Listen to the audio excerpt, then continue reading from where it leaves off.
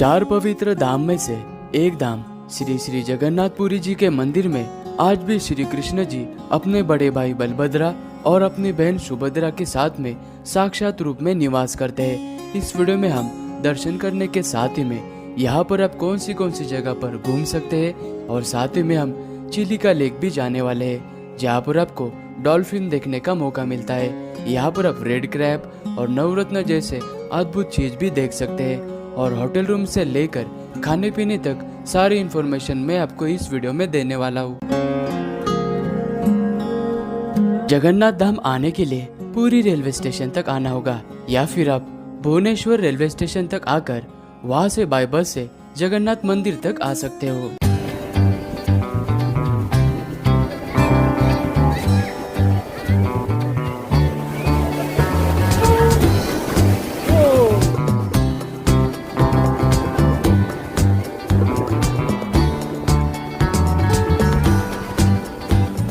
पुरी में आते ही सबसे पहले मैं आ चुका हूँ पुरी सी बीच पे, जिसे स्वर्गद्वार बीच के नाम से भी जाना जाता है। और ये बीच जगन्नाथ मंदिर से 1.5 किलोमीटर के दूरी पर है।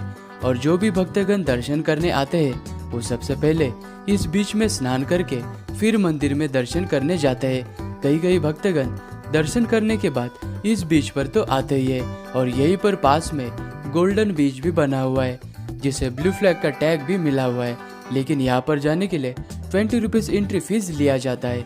और ये बीच भी बहुत ही ब्यूटीफुल है।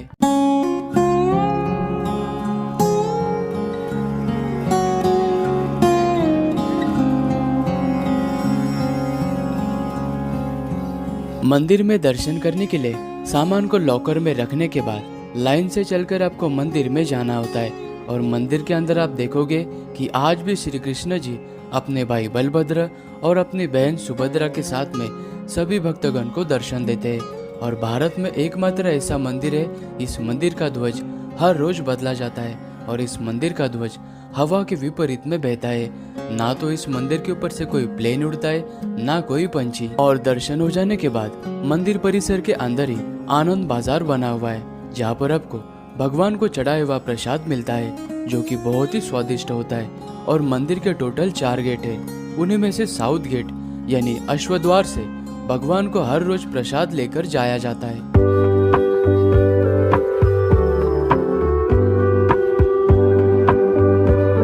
पूरी बीच दिन में जितना ब्यूटीफुल नजर आता है, उससे कई गुना ज्यादा इसकी ब्यूटी रात में आपको दिखाई पड़ती है। रात में बीच के पास में मार्केट एरिया बन जाता है। यहाँ पर आप शॉपिंग कर सकते हैं। और स्पेशली यहाँ पर वेज और नॉन वेज बहुत सारे फूड आपको देखने को मिलते हैं। यहाँ पर स्पेशली फिश के स्टॉल आपको बहुत सारे दिखाई पड़ते हैं।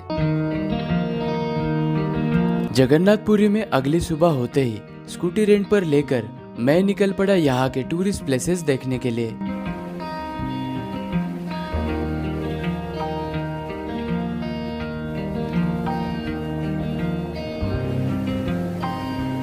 चंद्रभागा बीच जगन्नाथपुरी से 30 किलोमीटर के दूरी पर है।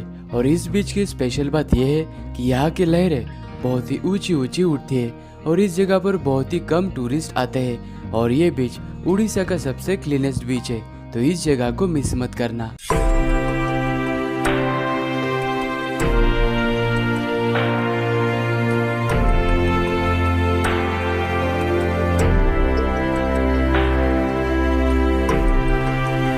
चंद्रभागा बीच से मात्र 3 किलोमीटर के दूरी पर है कोणार्क सन टेम्पल सिचुएटेड है। और ये temple UNESCO world heritage site में आता है।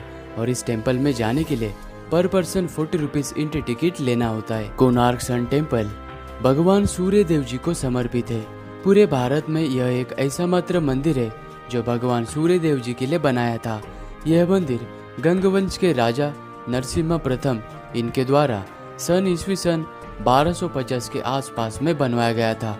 और इस मंदिर में किसी जमाने में सूर्य भगवान जी की प्रतिमा हुआ करती थी। प्रतिमा निकालने के बाद इस मंदिर की पूजा अर्चना बंद की गई और अंग्रेजों के द्वारा इस मंदिर के द्वार भी बंद कर दिए गए थे। सूर्य भगवान के रथ की तरह ही इस मंदिर का स्ट्रक्चर बनवाया था। और आज भी इस मंदिर के चारों तरफ आपको 12 चक्र दिखाई पड़ते हैं, जो कि 12 महीने को दर्शाते हैं। और ये चक्र वक्त भी बताते हैं।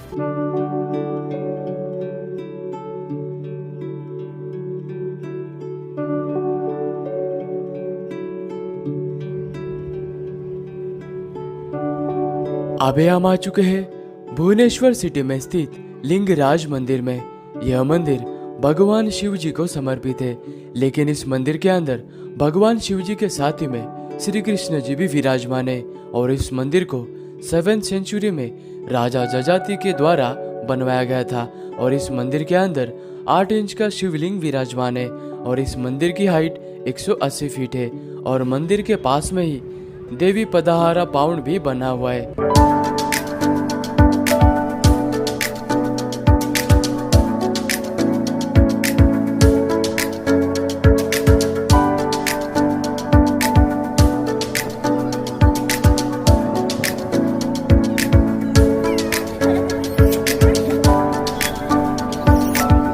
अभी हम उदयगिरी और खंडगिरी गुफाओं के पास में है। यहाँ पर पर्सन 20 रुपीज एंट्री फीस लिया जाता है। ये गुफाएं जैन भिक्षु की तपस्या स्थली हुआ करती थी और यहाँ पर टोटल 33 गुफाएं बने हुए, जिसमें से 18 गुफाएं उदयगिरी में बनी हुए। और ये गुफाएं महामेघवान राजवंश के समय की है, जिसने कलिंगा पर दूसरे सदी से लेकर 5वीं सदी तक शासन किया था। नीचे गुफाएं देखने के बाद सीढ़ियों से चलकर आप जैसे ही ऊपर आते हो, यहाँ से आपको भुवनेश्वर शहर का बहुत ही अद्भुत व्यू नजर आता है और यहीं पर आपको नेचर की ब्यूटी भी दिखाई पड़ती है। उदयगिरी गुफा के बिल्कुल पास में ही रोड क्रॉस करते ही आपको ये वाली सीढ़ियाँ नजर आएगी और इन सीढ़ियों से चलकर आपको उदयगिरी से खंडगिरी गुफा तक जाना होता है। 33 गुफाओं में से खंडगिरी में 15 गुफाएं बने हुए और यहाँ पर एक मुख्य मंदिर भी है। यहाँ पर भी भक्तगण दर्शन करने जाते हैं।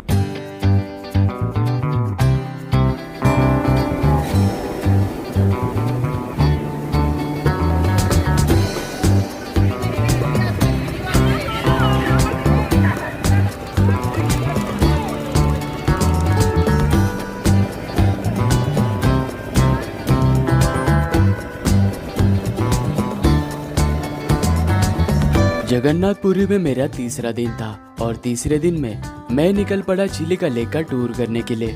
चिलिका लेक घूमने के लिए और जगन्नाथपुरी के टूरिस्ट प्लेसेस घूमने के लिए बीच के पास में आपको बहुत सारे ट्रैवल एजेंट के ऑफिस नजर आएंगे।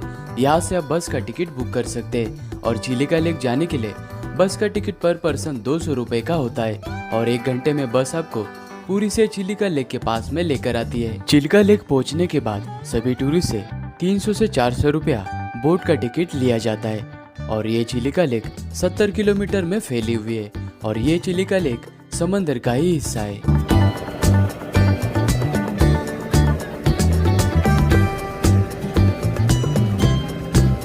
लगभग 1 घंटा चलने के बाद बोट आपको इस आइलैंड पर लेकर आती है और इस जगह पर आपको रेड क्रैब, नवरत्न और शेल में से लाइव मोती निकाल कर दिखाया जाता है और जो नवरत्न मनी होते हैं वो भी आपको शेल में से निकाल कर दिखाया जाता है। अगर आप चाहे तो बार्गेनिंग करके ये खरीद भी सकते हैं। आइलैंड से निकलकर आधा घंटा चलते हुए बोट आपको डॉल्फिन पॉइंट पर लेकर आती है। इस जगह पर आपको डॉल्फिन देखने का मौका मिलता है, लेकिन ज्यादा बोट का साउंड होने के कारण डॉल्फिन